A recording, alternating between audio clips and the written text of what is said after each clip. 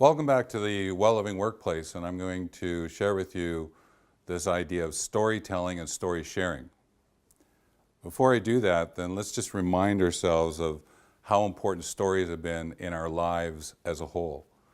If you can remember back to the time when stories were shared to you when you were a little one, when you were like knee-high to a grasshopper, and wow, that story, the continuation of the story each night, or maybe one story in an evening, and then if you've had the opportunity then to share stories with little ones and to be able to see their smiles light up as you get into the characters and you provide the sort of embellishment of those characters. And then you also know is that when you've gone as an adult to presentations, you've heard really great stories that work for you and inspire you, that you know that that's a great story and has worked for you.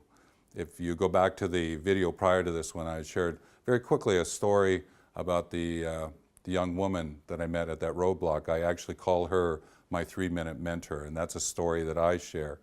And I believe that each one of us has a signature story that we can share that helps us with the creating of the well-living workplace. And I would encourage you to stop and take note of what might that story be and write it down for yourself. And that would be certainly a tip that I would give to you right now. But let's just take a look at these two words, storytelling and story sharing. With both of them, what you're doing actually is syncing up in your mind this way of making connections, because the stories keep connecting you and get you to flow and follow through. So with storytelling, what it does is it comes from a place of managing, and story sharing comes from a place of leading.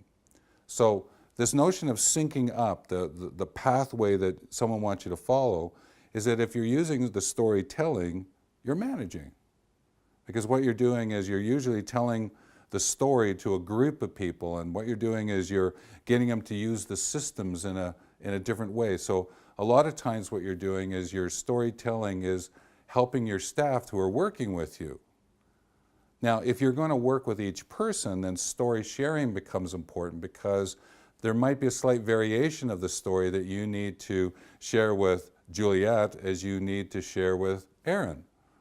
And being able to differentiate the story characteristics is more around the story sharing, because it touches that person's heart a little bit more deeply. And when you get really good at it, then what you can be doing is doing storytelling and story sharing, especially when you're presenting to an audience. And that's when you really start to master this story piece of your work.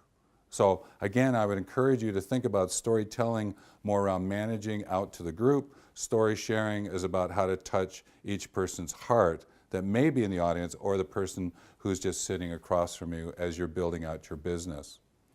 Now, the other thing that storytelling and story sharing does is it grounds you in what's going on. It grounds you in the activities, because stories help you understand something that's familiar in a new way.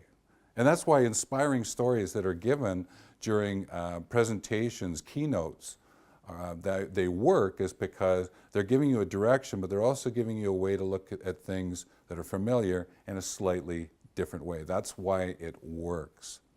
The other thing is that story sharing and storytelling is a great way to be able to use words and images and sounds to embellish what's going on. Like if I could have actually shared with you, I was sort of sweating when I was sitting in my car with that gun pointed up my nose. Again, go back to the next video to get that reference. But also, is that when you played with your voice, when you were sharing the story with the little ones that were in your life, or maybe you're a camp counselor, and I always remember around the campfire how I created different characters to be able to bring this embellishment out through the sounds and the words that I was using.